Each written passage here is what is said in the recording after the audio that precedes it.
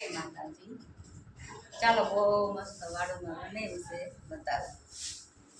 જો આ છે ને લીંબુવાળા મરચાં છે ભરેલા, ચણા લોટ ભર્યો છે અને આ મસ્ત લસણવાળું ટમેટાનું શાક,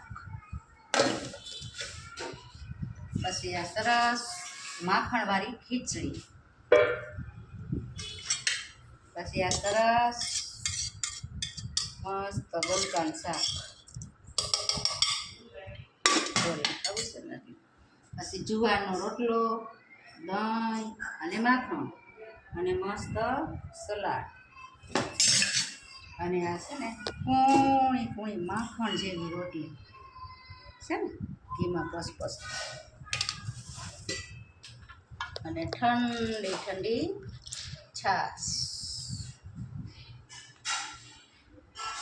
તો બહુ મસ્ત વાળુમાં બનાવ્યું છે। જય માતાજી।